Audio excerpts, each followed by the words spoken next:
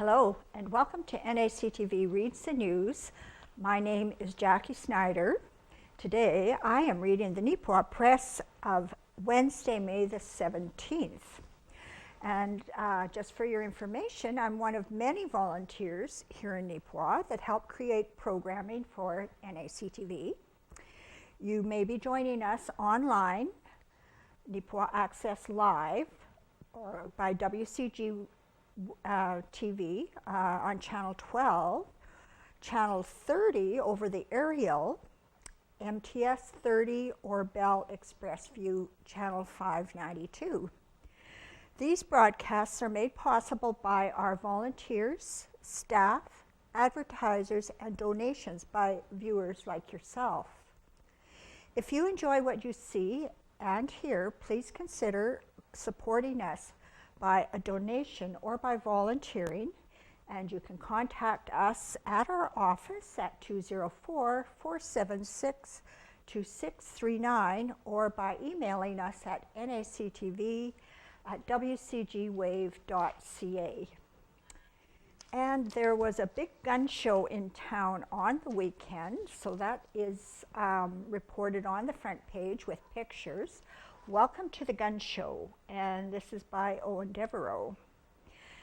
The Neepawa Wildlife Association Gun and Collectible Show and Sale was held on Saturday, May 13th at the Yellowhead Arena. The event featured 30 different vendors showcasing a massive variety of rifles, and that was in the top picture there. Air pistols on the bottom right, and collectibles items such as chainsaw created artwork right here. That's very interesting. As well, a wide array of hunting peripherals, fishing and camping equipment were also connected to the day. Additional pictures are on page 6, so we'll get there in due course. But right now I am on page 2. HMK Spring Fling celebrates playground fundraiser going over the top. Well, read the captions under the pictures first of all. And these were taken by Miranda Laybourne. So in the left-hand picture, Jenny Collins and Jane Gowdy of the Beautiful Plains Community Foundation present a check for $7,500 to HMK Principal Alan Hankey to go towards the school's new playground fund. And on the right-hand side, the picture, Stafford Greer, pastor at the Prairie Alliance Church in Neepawa, presents HMK Principal Alan Hankey with a check for $5,000 to go to the school's new playground fund. So we'll read this story on the playground fund. The Yellowhead Center was the place to be on Friday, May 12th for Hazel M. Kellington's, HMK's staff, students, and families. The annual family dance was extra festive this year thanks to 2 generous donations that have helped the school surpass its fundraising goal for its new playground to be built this summer. The dance floor was packed, the music was flowing, and the spirits were high during the entire event, with everyone moving and grooving to the chicken dance, forming conga lines, and in general having a wonderful time. About halfway through the evening, HMK Principal Alan Hankey took to the stage to announce some big news. First, he drew attention to the pictures that were posted around the hall that portrayed what the new playground would look like. Our community has been fantastic, he declared, as the partygoers erupted into cheers. Hankey then called Stafford Greer, pastor of the Prairie Alliance Church, PAC, up to the stage, where Greer handed him a check for $5,000 from his church. PAC is excited to be able to give towards the HMK Playground Fund. The schools and families in our community are the backbone of a strong and healthy town, and we believe that investing into families in this way not only provides children with a fun and exciting place to play and learn, but it also helps make our town a better place to live, Greer later told the Neepawa Press.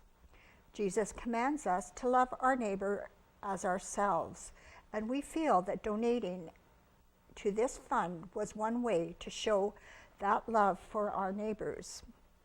Hanky then called up 2 representatives from the Beautiful Plains Community Foundation, BPCF, Jane Gowdy, president of the foundation, and board member Ginny Collins, who presented him with another check, which was for $7,500.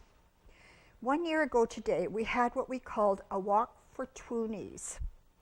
And in that walk for Twoonies, you raised just over $20,000, and the BPCF matched $15,000 more, Hanky told the students and their families. And now they've applied for another grant through the Community Foundations of Canada, and we've got another $7,500, which is what's put us over the top. Gowdy says the BPCF was very impressed with how motivated the students at HMK were with the Walk for Twoonies. We never realized that these little kids would drag in over $20,000.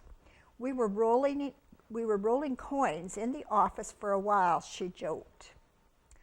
After the BPCF had contributed their promised donation of $15,000, Gowdy and the board members discovered that more funds were available to the school.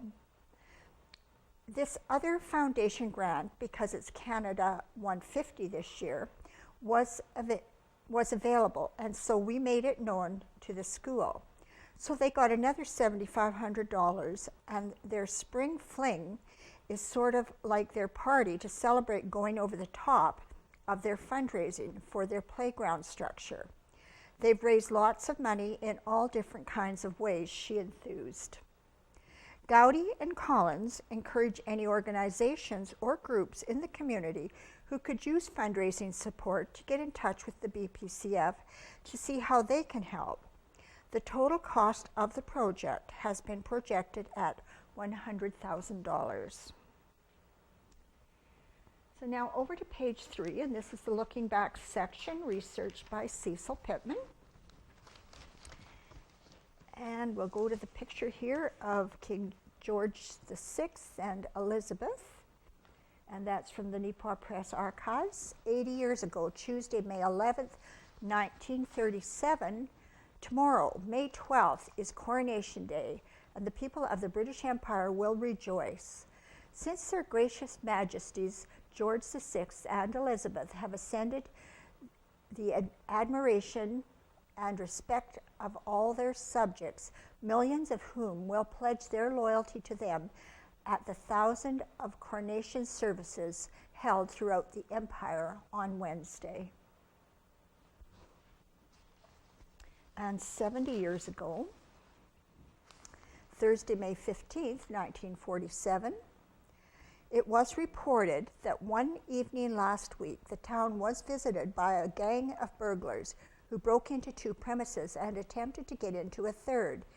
It is alleged that sometime during the night of last Wednesday or early Thursday morning, entry was made into Fenwick's store by the culprits, climbing from the roof of the Royal Cafe to Fenwick's roof, breaking the skylight and lowering themselves into the store. The office was ransacked, but it was understood that nothing was obtained. Later, entry was made into Atkins' garage by breaking a window in the back door. A window in the office was then broken and a cash register and desk gone through. Fortunately, no money of valuables, I guess it's supposed to be or valuables, had been left in the till or desk. And 60 years ago, Thursday, May 16th, 1957, Vernon Johnson, popular leader of the Neepawa Lions Band for the past 10 years, left recently to reside in Winnipeg. Much credit for the services of that fine musical organization is due to Mr. Johnson, who organized the band. And 50 years ago, Tuesday, May 16th, 1967, 2 top honors have been bestowed upon a McCreary member of the Army Cadets. Cadet Warrant Officer 2nd Class Roland Sanderson of McCreary received the Cadet Services of Canada Award as the best cadet in the district Sunday, following a parade of more than 600 cadets from Winnipeg, Kenora, Pine Falls, and McCreary. At the parade held at Fort Osborne Barracks, the cadets were inspected by Manitoba's Lieutenant Governor R.S. Bowles and Colonel K.A. Toms. Cadet Warrant Officer Second Sanderson was one of 13 Manitoba cadets who received the Masked Canada Award from Manitoba District Headquarters, and he was selected to train in Barbados this summer. And 40 years ago, local businessman Jim Small received the Manitoba Public Insurance Corporation Award for achieving the highest mark on the Manitoba Insurance Agents exam. He received the award after participating in a qualification and refresher course for insurance agency employees at the Ag Center in Brandon. The course qualified students to write their exam for an insurance agent's license, which, if they pass, allows them to sell insurance. And I'm skipping over to 20 years ago, Monday, May 19th, 1997. The decayed body of a 72-year-old British Columbia man was found in the cubbyhole of a grain car being loaded in Arden last Friday. Gladstone RCMP Corporal John Harapiak said Douglas Garrow, of no fixed address, was found after the pool elevator station manager saw a leg dangling out of the car's cubbyhole. Harapiak said the deceased, who had been living in hostels in BC, was last seen alive 2 months ago. His friends said he always rode the rails. That was the way he got around. Harapiak said Garrow was identified through personal papers he had been carrying and a leg amputation. He said that the man died of a heart attack. He was traveling through the winter months and was older, said Harapiak. It was probably too much for him. Garrow had no family, but because he was a war veteran, it says Harpies, but I think it's supposed to be Harapiak, said Veterans Affairs will give him a proper burial. And finally, 10 years ago, Monday, May 21st, 2007, an 11-year-old boy was taken to Neepawa Hospital, treated and released after he was hit by a vehicle at the intersection of Mountain Avenue and Hamilton Street a week ago Saturday. Spruce Plains RCMP said the vehicle was southbound on Mountain when the driver signaled to turn west onto Hamilton. The boy, who was riding a bicycle, apparently darted in front of the vehicle, and the driver was unable to stop before hitting him. Police said no charges will be laid against the driver. No names were released. So still on page 3, just a reminder that Alcoholics Anonymous meets every Thursday at 8 p.m. in the basement of the Neepawa United Church. As well, the Neepawa Legion is having their meat draw supper this Friday, May 19th. Meat draw ticket sales start at 5 p.m. Draws are at 6:30. Roast beef, mashed potatoes, vegetables, and dessert. And for tickets, you can call 476-5738. As well, the Legion always holds their Chase the Ace draw as well, and that's usually drawn about 7 o'clock. So lots and lots of chances to win, and you get a great supper on top of that. Okay, I am now in the opinion section. This is page 4, and there's an opinion here from Todd McKay, Canadian Taxpayers Federation, and Robin Spear, Western Canadian Wheat Growers Association. Carbon taxes are harmful for farmers and everyone else. I'm just going to apologize here. I have had some drops put in my eyes this morning, and I'm just not reading as clearly as I might have otherwise been reading, so if I miss a few words and have to go over things, bear with me. Premier Brian Pallister now recognizes that carbon taxes are bad for farmers.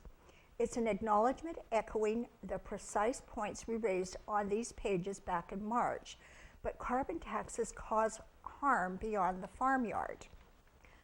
Most of our farm families exclusively deal in commodities that they sell on the world market. They'd have no influence whatsoever over the price that they can achieve, and so there is no way for them to recover additional input costs that they would incur as a result of a carbon tax, Premier Pallister told the Winnipeg Sun. Carbon pricing has the potential to very negatively impact on that sector. Fuel tanks on tractors and combines often hold more than 1,000 liters of fuel. British Columbia is charging a carbon tax of 7.7 cents per liter of diesel. That means farmers would pay almost $100 in carbon taxes per fill, and they can go through a tank a day during seeding and harvest. But Manitoba farmers compete in a global market when they sell their products. President Donald Trump isn't going to force American farmers to pay a carbon tax. Australia has already tried a carbon tax and repealed it. A carbon tax would hamstring Manitoba farmers with higher costs and make them uncompetitive. However, even a carbon tax exemption on direct costs for farmers is only a partial victory. Manitoba's biggest single carbon emitter is a fertilizer plant in Brandon that accounts for more than 3% of the province's total emissions, according to Climate Change Connection. A carbon tax would force a choice: raise fertilizer prices or move operations to a different province or country. Either option will cost farmers money. Consider trucking costs. Farmers may get an exemption for costs they incur in the field or the barn, but they don't get paid until those products get to market. Every bushel of wheat and side of beef is moved by the trucking industry. Alberta truckers have been hit by that province's carbon tax, and some are adding a surcharge to their bills. The Premier's acknowledgement that carbon taxes are bad for farmers begs the question, what about other sectors? Manitoba exports are worth $13.7 billion in 2015. Wheat is Manitoba's #1 export at $973 million, but Manitoba also exported $761 million in nickel and $617 million in petroleum products. If a carbon tax would make Manitoba's wheat less competitive, the same concerns apply to other exports. Even worse, every carbon tax exemption means everyone else is left to carry a heavier burden. Agriculture accounts for about 1/3 of Manitoba's emissions. If Premier Pallister wants to make Manitobans reduce their emissions by punishing them with a carbon tax, he'll have to enforce much deeper emission cuts on everyone else to make up for the exemption for farmers. Here's the worst news. Carbon taxes don't work. British Columbians are paying higher taxes due to a carbon tax, but emissions in that province are rising. Even if Premier Pallister imposed a carbon tax high enough to eliminate all of Manitoba's emissions, the improvement wouldn't even register on a global scale because Manitoba only produces 2.9% of Canada's emissions, and Canada produces only 1.6% of global emissions. Common sense Manitobans know carbon taxes don't work, and Main Street Research polling found that 50% of Manitobans oppose a carbon tax, 39% support it, while 11% are unsure. If Premier Pallister believes Manitobans want a carbon tax, he should keep his promise to restore Manitobans' right to vote on any proposed major tax increases. The Premier's admission that a carbon tax would harm farmers provides clear proof that a carbon tax is a major tax. Rather than picking winners and losers with exemptions, the government must give Manitobans a vote on carbon taxes. Okay, now everybody was in a generous mood here in Neepawa because there are 3 thumbs up on page 4. Nice to see thumbs up and not thumbs down. Thumbs up to Amanda Novak. Amanda was instrumental in bringing many special events to Neepawa. She organized community-wide family events, coordinated interaction among local recreational groups, promoted trails and special areas, and raised a significant amount of money through grants and the Sportsman's Dinner to develop the flats as an extremely valuable facility. Her vision for Neepawa and area and her organizational abilities have greatly benefited our area. Thank you, Amanda. And that thumbs up comes from Muriel Gammy. And the next thumbs up comes from Ron Nordstrom. Thumbs up for Kate's editorial, Playing Up the Arts, May 12th, Neepawa banner. The high school students' performance of Beauty and the Beast is exactly the kind of activity that boosts the confidence of young people to speak and or perform in